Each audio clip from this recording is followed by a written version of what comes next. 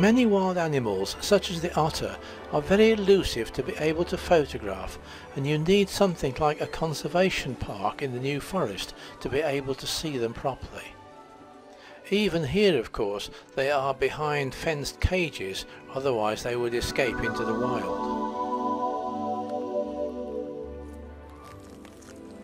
Otters are usually between 2 and 3 feet long, of which a third is taken up by the thick muscular tail.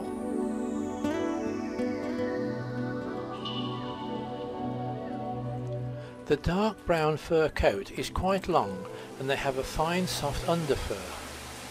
Their legs are short and toes are webbed for swimming. They are able to travel for up to half a mile underwater without coming up for air, and in the wild they travel widely, and although mainly aquatic, they can run very fast on dry land as well.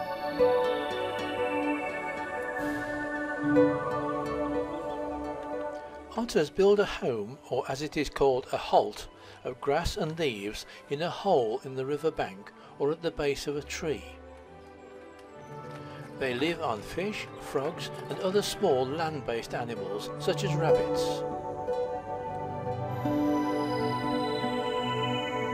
The female usually has between 1 and 3 young, which are called whelps, and they are usually born in March or April.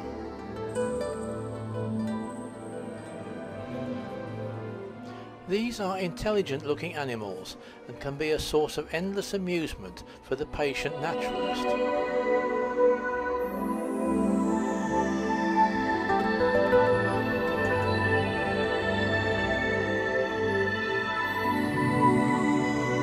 Up until some years ago, otters were hunted by dogs for sport, but this so decimated the population that it is now illegal and the numbers are increasing once again.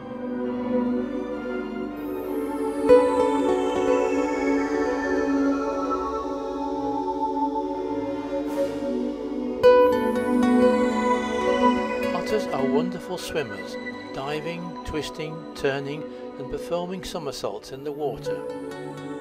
Unlike many animals, the otters are playful even as adults, and you can see them sliding down the banks into the river or knocking stones into the water and then diving in and chasing them.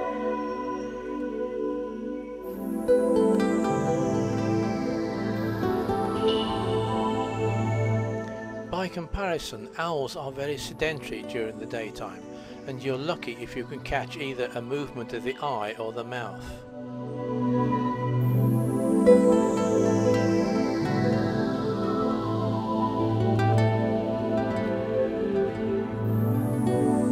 In conservation parks, herds of deer of one sort or another are almost obligatory.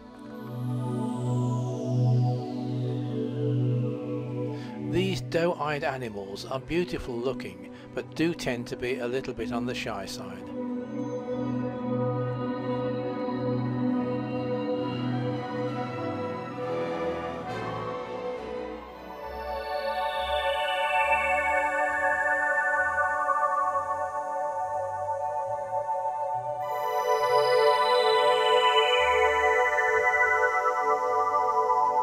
A couple of wallabies from down under seem quite at home in this park in England.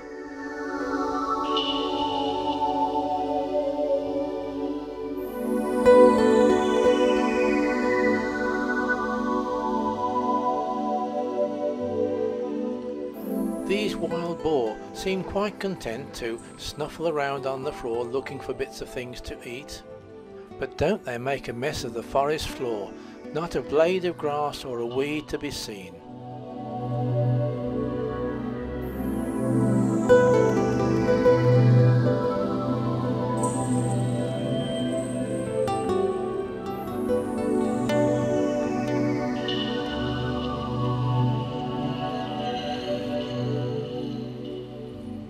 Llamas originate in South America, probably Chile, but they do seem to accommodate quite well in the English countryside.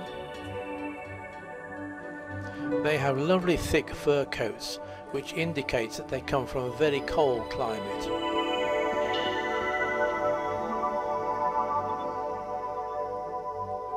They have a lovely habit of flicking their ears up and down. I expect there's a very good reason for them doing this, but I don't know what it is.